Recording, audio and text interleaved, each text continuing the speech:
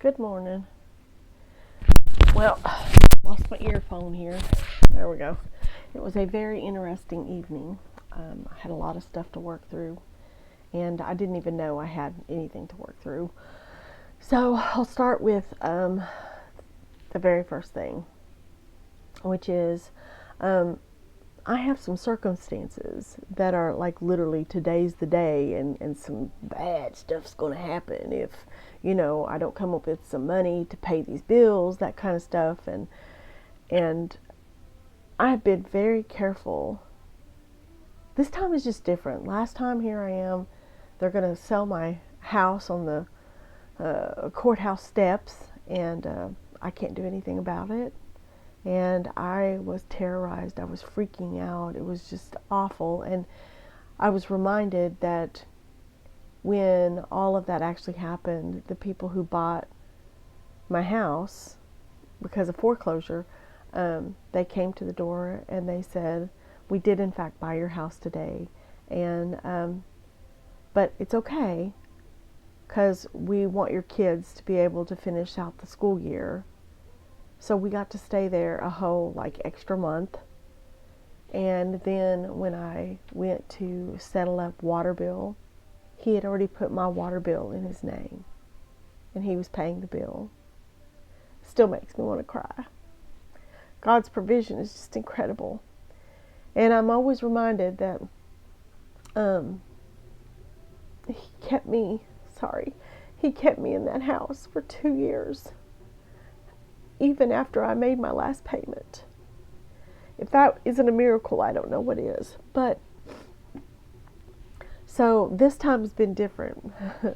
Me and my oldest son Lucas were here, and he's I don't know, we've just been filled with joy because we know that this new place that we're going to, this new way of living, this whole new world, has everything to do with the changing of our thinking. And it has nothing to do with circumstances. The circumstances can be absolutely horrible, but the way that we think in those circumstances makes all the difference in the world. So when I was laying in the bed and I was tossing and turning, I finally saw what I needed to see. And I said, "Hold up, Daddy God. So if you don't somehow show up in the prescribed way that you should, then you in fact have not provided for me? That's rude." And he goes, "Go a little deeper, Trudy." And I went, "Oh, that's idolatry." Yes, it is. So I repented of that and got everything in order. And let me walk you through it. Okay. So when you have just a parent is being a parent, and in whatever circumstance that child is born into, that child doesn't sit around thinking, because it's not developmentally sound. They're not there developmentally. They don't judge their parent based on their provision. It's what they're growing up in. It's what they get used to. And that's what ends up being the core of the system. So if you grow up in wealth, you expect to always have it. It's just how things go. That's your system. Okay, if you grow up being poor, then you expect to always be poor, and that's your system. If you grow up in the middle class, well, you learn that system. It's like we learn how to stay in the system, in our place, in our socioeconomic status. And, you always have the rags to riches story, which I think is absolutely hideous, because you end up still having the same type of system, the same type of thinking, meaning if I let down doing anything that I'm doing, then I don't get the benefits of what I believe I'm entitled to. All of this has to do with provision. So Jesus, all of a sudden, when I got past that, I finally got to sleep for a little bit. And this morning, I saw in the spirit Jesus's hands were tied, and they were like tied with, it would look like a zip tie, but it was a cord. It was tied with a cord. And I was like, Jesus, why are your hands tied? And he just kept looking at me, and I was seeing him crying. And I said, Jesus, I don't know how to help you. But at the same time, I knew in my spirit that I had to work it out. Why are your hands tied? And I was like, wait, okay. What is the whole point of hands? Well, some people are born without arms. Some people are born without hands. What are you trying to tell me about hands? What do hands do? And that led me to Genesis. Did you know that the hands that was given to Adam, the man, before the fall, had no work assigned to them? We see that what Jesus did was he brought the animals to Adam to see what he would name them. And I'm reminded of when Lucas was learning how to talk, he would just make up words.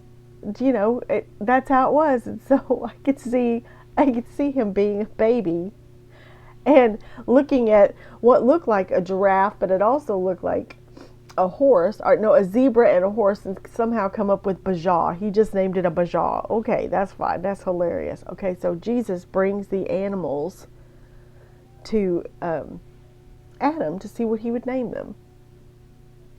And we don't see him doing anything in the garden but just being there, being present, and caring for the woman that he was given and the animals he was given. Hands are made to care. They are not made to work. So when the fall happened, the punishment was appropriate. He said, you will have to till the land. You're going to have to work the land, and by the sweat of your brow bring forth seed. Why is that? Because with knowledge, you always have to work for knowledge. But wisdom is granted. So in this new place that we're going, this new way that we're going, we are going to get back to the original creation, which is caring for one another. Caring for the animals that God gives us, caring for people, and restoring this land. That is where we're going. And we cannot have the mindset of work ethic. We are not to be working. And you're like, Trudy, how could this world... Exactly.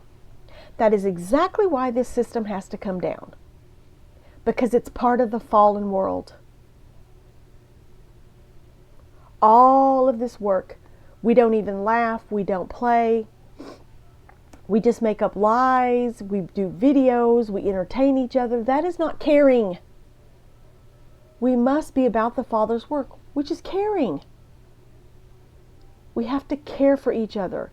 Paul tells us that in the end, we will know each other by the love we have for one another. Care. And I really, really hope that this speaks to you, and that today you won't let not one more day go without caring for somebody that God has granted you. And that means restoring relationships that has, especially the ones that have really been weighing on your heart. I was telling my friend yesterday, I said, when you have a bunch of fear system, it's like a ball, and it's on your connector. We have three connectors to our love flow. Okay, so there's physical, emotional, and spiritual, or spiritual, emotional, and physical. Okay, that's how it goes, because spiritual is always on the left. And how we connect with people depends on the truth that we are willing to see, accept, and relate to with each other. So I hope that I paint a picture for you. So you're relating to someone and you see a truth about them that you are not willing to stay in process with. So you can either pull back and walk away, or you can commit and help bring restoration to that soul. Because every last one of us has got a mind system of fear that lays on our connection. And what Jesus does when he comes to us, when we yield ourselves to him, is he goes to the core of that root system and he reveals what that is. And then he literally works from the inside out. So you're still going to have to deal with a whole bunch of those fears, even though God has already went down deep into the core and delivered you from the core lie. But it's going to be a process getting rid of all the branches on that tree. So all I can say is that we've got to commit to process and restore people's hearts. That is what we're supposed to do with our hands. We're supposed to care for each other. All right, I love you guys. Have a great day. Bye-bye.